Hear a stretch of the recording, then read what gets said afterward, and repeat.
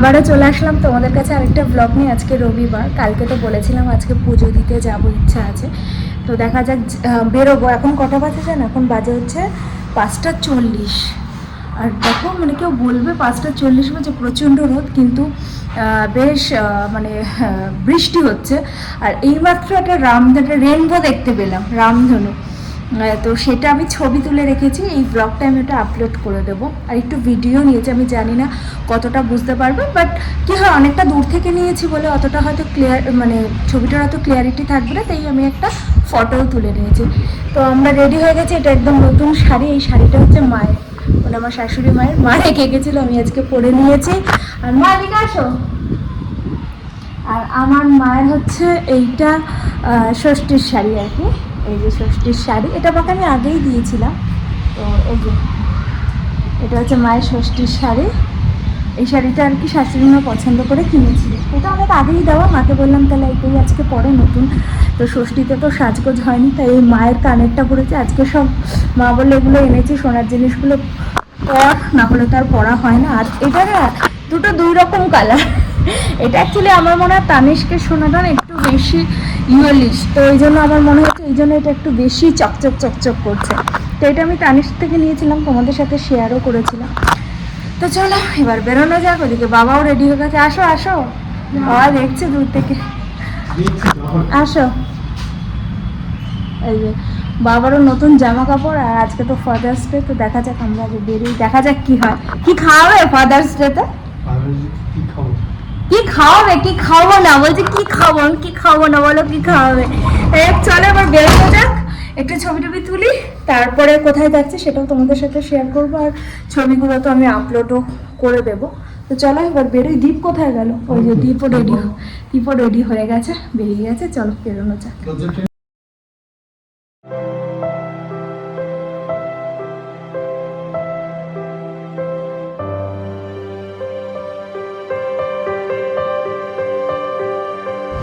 তো আমরা এখন এসে গেছি, এবার যাচ্ছি আর কি মন্দিরে পুজো দিতে। দীপের শরীরটা ভালো না, ওই জন্য ওরকম চোখ মুখ লাগছে। আর এই যে বাবা মা। মন্দিরে ঢোকার আগে জুতোটা খুলে হাত ধুয়ে নিয়ে ঠাকুরের জন্য বাটা কিনে নিলাম। আমরা একটা নিয়েছিলাম আর বাবা মারা একটা নিয়েছিল। আর 120 টাকা করে এই বাটাগুলো পড়েছিল। সব কিছুই দেওয়া ছিল, ঠাকুরের প্রসাদ থেকে ফুল সব কিছু। আর সেই সময়টা না আরতি চলছিল, খুব ভালো লাগছিল। আর জানো তো ছবি তোলা নাকি বারণ ছিল, সেটা অবশ্য আমরা পরে খেয়াল করেছি, তারপর আর ছবি তুলিনি ভেতরের। আর আরতিটা দেখে এত ভালো লাগছিল। আর অনেকদিন পর মন্দিরে গেলাম তো, আর ঠাকুরটাকে দেখে দেখো কি সুন্দর, কত ভালো লাগছিল, কত লোকের ভিড় হয়েছিল জানো তো, কিন্তু খুব ভালো লাগছিল।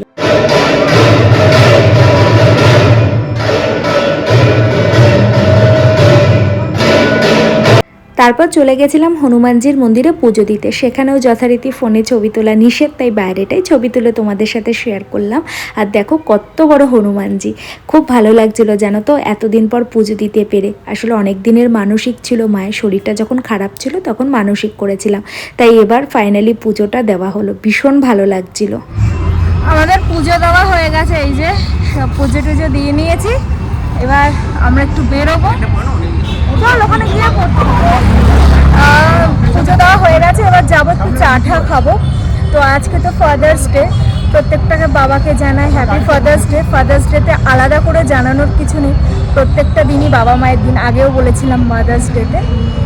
তো এখন দেখা যাক বেরোবো, এখান থেকে বেরিয়ে কোথায় যাই এখনো পর্যন্ত কিছু ডিসাইড হয়নি। একটু চা খাবো, তারপর দেখা যাক কি খাই আজকে। তারপর পুজো দিয়ে চলে গেছিলাম, ভাবলাম চা সিঙ্গারাটা খেয়ে নিই, তারপর রাতের ডিনার নিয়ে বাড়ি ফিরবো। ঠিক সেটাই হলো। আর এইদিকে দীপের তো অফিস চলছিল, আর বাবা মারা দেখো দুইজনে গল্প করেই যাচ্ছে, ওদের গল্প আর শেষ হয় না।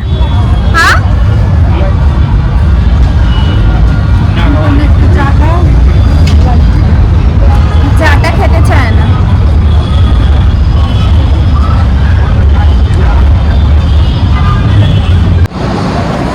এখানে আমি আর মা বসে আছি, ওরা গেছে ওয়াশরুমে, আর বজরংবলির ওখানে এটা আমাদের দিয়ে দিয়েছে।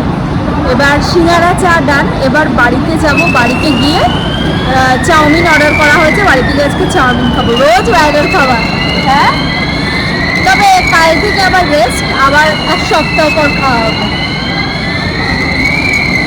তো হ্যাঁ দিয়ে দেবো। তো বাড়ি এসে গেছে, বাড়ি এসে আসলে একটু বাড়িতে কথা বলছিলাম, মানে মায়ের সাথে কথা বলছিলাম।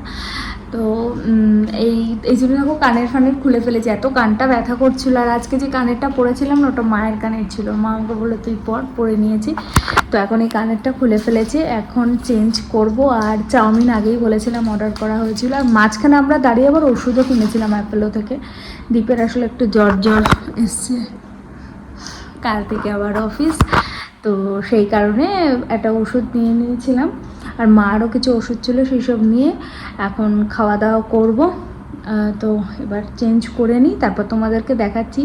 দীপ কি চাউমিন অর্ডার করেছিস তুই? মিক্স চাউমিন অর্ডার করেছি, চিকেন চাউমিন অর্ডার করেছে। তো এখন খাওয়া দাওয়া করবো, 11:15 বাজে। ও আবার দাঁড়িয়ে কোল্ড ড্রিঙ্কসও কিনলাম, তো অনেক কিছুই কেনা হয়েছিল। তো চলো এবার চেঞ্জ করে নিই, তারপরে তোমাদেরকে দেখাচ্ছি কি চাউমিন নিয়ে এসেছি। তারপর রাতের ডিনারটা নিয়ে এবার বসবো। কিরে, তো এইটা হচ্ছে আমার আর দীপের তরফ থেকে বাবাকে, মানে বাবার মাকে দুজনকেই ফাদার্স ডেতে ট্রিট। সিঙ্গারা খেয়েছি, তার সাথে চা আর এই নুডলস। নাহলে আজকে নুডলস খাওয়ার কোনো প্ল্যান ছিল না, কিন্তু যেহেতু ফাদার্স ডে ওই জন্য ভাবলাম ঠিক আছে। দীপও বললো যে হ্যাঁ ফাদার্স ডেতে আজকেই খাওয়া দাওয়া করিনি, কি তাই তো? আসলে ওর শরীরটা খুবই খারাপ, মানে আর কথা বলতে পারছে না, সকাল থেকে না প্রচুর কাজ করেছে। তো যাই হোক, তো চলো এবার যাই কাজগুলো করে নিই। তুলতে পারো না কেন, এমনি টিফিন বক্সে তোলো। তো এই যে নুডলস আমাদের অলমোস্ট শেষ চাউমিন খাওয়া। দীপও খাচ্ছে, এদিকে বাবাও খাচ্ছে, এই যে। কিন্তু মা খায়নি, কারণ মা বলে আমি সিঙ্গারা খেয়েছি, এখন আর খাবো না, তাই মাঠটা রেখে দেওয়া হয়েছে। আর বাবা একদম কম করে খেয়েছে, তো ওরা কালকে খেয়ে নেবে। আমি আর দীপ মন ভরে খেলাম, এরপর কোল্ড ড্রিঙ্কস খাবো। তো চলো আজকের ব্লগটা এতটুকুই রাখছি, আর বড় করবো না। তোমরা সবাই খুব ভালো থেকো, সুস্থ থেকো, সাবধানে থেকো। তোমাদের সাথে আবার দেখা হবে নতুন একটা দিনে, নতুন একটা ব্লগের সাথে। টাটা। আর এখন যে ভিডিওটা দেখছো এটা হলো জামাই ষষ্ঠীর ঠিক 2 দিন আগের ভিডিও। সেই সময় মায়ের শরীরটা খুব খারাপ হয়ে গেছিলো, তাই আমি ভিডিওটা সেইভাবে কন্টিনিউ করতে পারিনি, সেই মানসিকতাও ছিল না। তবে ছোট ছোট ক্লিপ তুলে রেখেছি, চলো সেটাই তোমাদের সাথে শেয়ার করি। জামাই ষষ্ঠীর ঠিক 2 দিন আগে হঠাৎ করেই মায়ের পা ব্যথাটা বেড়ে যায়, তাই আমাদের সাথে সাথে ডাক্তারের কাছে যেতে হয়েছিল। তবে এই ডাক্তারটা খুবই ভালো, এর আগেও আমি দেখিয়েছিলাম, অনেকগুলো টেস্ট দিয়েছিল, বলেছিল কিচ্ছু না, একটু রেস্ট নিতে হবে আর ওষুধ খেতে হবে। তারপর সেখান থেকে বেরিয়ে আমরা একটা মলে গেছিলাম। আর দীপের দেখতেই পাচ্ছ ওর অফিস চলছে, খুবই ব্যস্ত ছিল, তাও জানো তো ও কখনো আমাকে মানা করে না। সেখানে গিয়ে আমরা ঘুরে বাড়ি চলে আসলাম। আমরা এসে গেছি এখন, একটু মলে আসলাম। মায়ের ডাক্তার দেখিয়ে দেখতেই পেলে মার হঠাৎ করে পায়ের ব্যথাটা এত বেড়ে গেছে। যাই হোক, এবার আমরা চা খাওয়া হয়ে গেছে। আর আজকে আমি শাড়ি পরেছি ইচ্ছা করি, শাড়িগুলো থেকে থেকে আর পরা হচ্ছিল না। ভাবলাম এই সুযোগে শাড়ি পরিনি, মানে আমি আর দীপ বেরোলে তো আর ওইভাবে পরা হয় না, বাবা মা আছে, তাই জোর করেই বলতে পারো এক প্রকার পরেছি। আর ডাক্তার এখন মাকে পুরো 1 মাস বেড রেস্ট, মা কিছুই সেরকম করতে পারবে না, কারণ মায়ের পায়ে খুবই ব্যথা লেগেছে। কী করে হয়েছে জানি না, ডাক্তার বললো ওটা হয় এক্সরেও করি, মানে এক্সরেটাও করালাম। তো ডাক্তার বললো যে 1 মাস রেস্ট নিতে, যদি না কমে তখন মাকে একটা ইঞ্জেকশন পুশ করতে হবে। হোপফুলি যে মায়ের পায়েটা ঠিক হয়ে যাবে। একটু এখানে ঘোরাঘুরি করে আমরা বাড়ি চলে যাবো, কারণ কালকে দীপকে আবার আর্লি মর্নিং বেরোতে হবে। আর পরশু দিনই হচ্ছে জামাই ষষ্ঠী, কিন্তু দীপ দিনের বেলা থাকতে পারবে না, রাত্রেবেলাও আসবো, অফিসের একটা কাজ পড়ে গেছে। তো চলো মলটা একটু ঘুরে দেখে তারপর বেরোবো, আর এটা কথা বলেই যাচ্ছে। তো এই মাত্র বাড়িতে ফিরলাম, কতগুলো বাজার করার ছিল সেগুলো তো তোমাদের সাথে শেয়ার করলাম, বাজারও করে ফিরলাম। আর ওইদিকে ব্যাক ক্যামেরা দিয়ে কন্টিনিউয়াসলি আমাকে ইরিটেট করে আছে। যাই হোক, তো তোমাদেরকে আমি বলেছিলাম যে কালকে যে আমরা মাইসোরে ঘুরতে গেছিলাম, কিছু কিছু ছোটো ছোটো ইনফরমেশান দেবো, তাই দিয়ে দিচ্ছি এখন ইনফরমেশানটা। আমি ভিডিও করছি কন্টিনিউয়াসলি, আমাকে জ্বালিয়ে যাচ্ছে। যাই হোকটা এত বারবার বলছি। 1 নম্বর হচ্ছে, তোমরা যদি চামুণ্ডেশ্বরী মন্দিরে পুজো দিতে চাও তাহলে চেষ্টা করবে সকাল সকাল যাওয়ার, ওখানে প্রচণ্ড লাইন পড়ে। আর 100 টাকা দিয়ে স্পেশাল টিকিট পাওয়া যায় আর কি, কিন্তু সেখানেও কিন্তু লাইন পড়ে। ওদেরকে জিজ্ঞাসা করেছিলাম, যারা ওই ঠাকুরের ছবি টবি বিক্রি করে, ওদেরকে বলেছিলাম যে এই লাইনে দাঁড়ালে কতক্ষণ লাগতে পারে। ওরা বলেছিল তাও 20 মিনিট, কিন্তু এতটা লাইন দেখে আমাদের মনে হয়নি 20 মিনিটে হবে বলে, অন্তত 1-2 ঘন্টা তো লাগবেই বল, মনে হয়েছে আমাদের। আমরা পুজো দিইনি, আমরা এর পরে যেদিন পুজো দিতে যাব অবশ্যই সেটাও তোমাদের সাথে শেয়ার করব। তো যেটা বলছিলাম সেটা হচ্ছে এটা কিন্তু অনেকটা উঁচু, মানে এটা পাহাড়ের ওপরে, তো খুব একটা যে খুব খারাপ রাস্তা সেটা না, ভালো রাস্তা।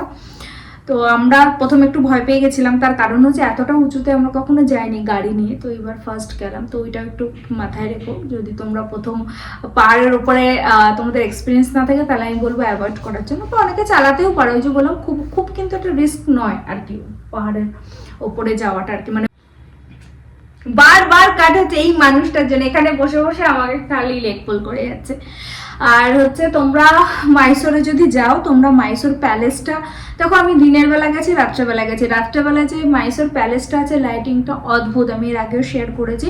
তবে যারা লাইটিং দেখতে পারবে তারা কিন্তু আবার দিনের বেলাতে ওটা দেখতে পারবে না, মানে ওটা 7টার পর থেকে হয় না লাইটিংটা, 7টার পর থেকে হয়। অদ্ভুত দেখতে মাইসোর প্যালেসের লাইটিংটা দেখলে মনটা একেবারে জুড়িয়ে যাবে।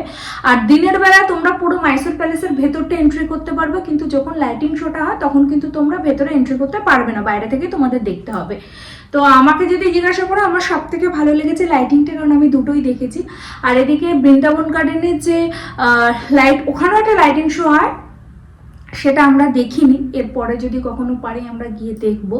তো সেটাও তোমরা দেখতে পারো, সেটাতেও সেম টাইমিং। এই জন্য না মাইসোর প্যালেস আর বৃন্দাবন গার্ডেনের যে লাইটিংটা হয় সেটা একই সময় হয়, ওই আধ ঘন্টা বোধহয় আগে পিছে হয়, তাই না বল?